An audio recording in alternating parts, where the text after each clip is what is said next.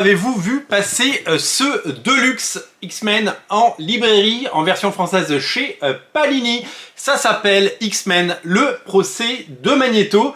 Et peut-être que vous vous demandez, mais c'est quoi ce procès de Magneto? Aux États-Unis, Marvel a publié une mini-série en 5 parties, 5 numéros, qui s'appelle Le procès de Magneto. Et comme d'habitude, eh bien, des séries eh bien, ont véhiculé, ont satellité autour de ce procès, et des épisodes, ce qu'on appelle des tie-in, eh bien, sont venus se greffer à cette saga pour raconter une histoire complète. Alors oui, l'histoire du procès de Magneto raconte l'histoire du procès de Magneto, on va le découvrir, mais il y a des épisodes d'autres séries X-Men qui se raccrochent pour pouvoir d'abord être publiées en Deluxe en France, puisque certaines ne pourraient pas être éditées dans un autre format, donc c'est bien de les mettre là.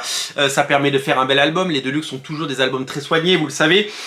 Et en plus, c'est quelque chose qui permet de lire des séries que peut-être vous n'auriez pas lu ou pas découvert, ou que vous auriez trouvé dans un autre album.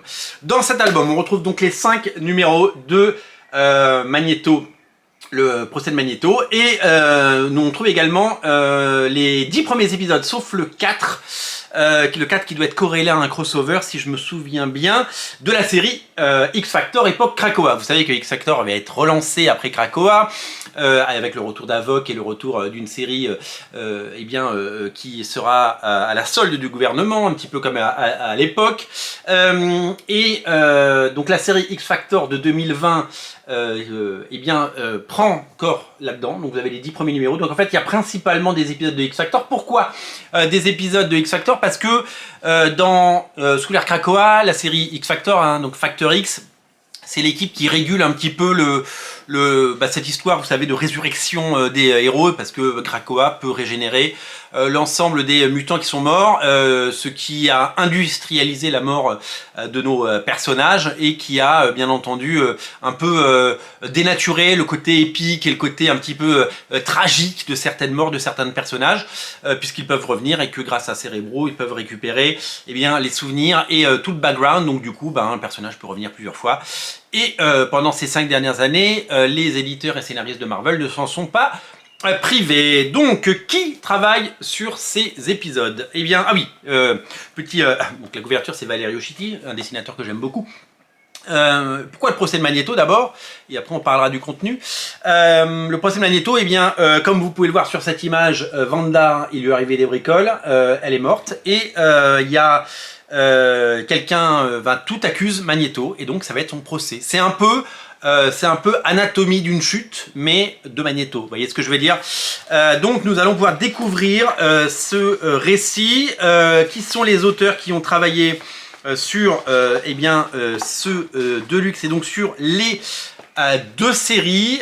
Nous avons pour la partie X-Factor et procès de Magneto, c'est Léa Williams qui scénarise donc tous les épisodes de X-Factor sauf le dernier, puisque c'est David Baldeón qui prend la suite. Et au dessin, nous avons justement David Baldeón qui fait tous les épisodes d'X-Factor, et David Messina. David Messina fait les dessins du procès de Magneto 3 et 4, et Lucas Werner, qui est un dessinateur qui a explosé, parce qu'après il a été promu sur les X-Men, et que là il sera à nouveau sur une série X-Men post-Krakoa. Lucas Werner, dessinateur que j'adore, qui fait le dernier épisode de X-Factor, et qui fait les 5 épisodes avec David Messina, du procès de Magneto. David Messina, qui est un dessinateur qui est le 2e dessinateur de la série Ultimate Spider-Man. Vous le savez, la nouvelle série Ultimate Spider-Man de Jonathan Hickman est dessiné par Marco Checchetto, les 3 premiers numéros, puis 2 numéros de David Messina, puis le 6e par Checchetto, donc il y a un retour après. Donc je vous montre un petit peu à quoi ça ressemble. On a une unité graphique, c'est propre à peu près toutes les séries de Krakoa, d'avoir cette unité graphique, et d'avoir évidemment ces auteurs et ces dessinateurs qui prennent à peu près le même trait graphique, et donc on peut, il y a quelque chose à dire, c'est que c'est hyper soigné, c'est hyper propre, et ça permet vraiment d'avoir quelque chose d'assez uni ce qui est plutôt réjouissant et ce dont j'ai tendance évidemment à me féliciter parce que moi je suis très sensible à ce genre de choses. Voilà, tout simplement. Comme beaucoup de lecteurs, hein, on a tendance à dire les lecteurs de comics, on leur met n'importe quoi, ils lisent. C'est pas vrai, hein, on aime bien quand il y a une unité graphique.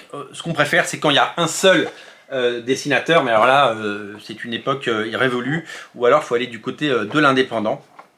Vous allez donc pouvoir découvrir le procès de Magneto, donc majorité d'épisodes de la série X Factor de Krakoa, et donc c'est donc regroupé sous ce label le procès de Magneto, avec les 5 numéros de la série, avec ses auteurs dont j'ai parlé. C'est disponible en version française chez Panini, c'est un Deluxe, et si vous collectionnez toute l'ère Krakoa en Deluxe, eh bien je vous invite à découvrir tout ça.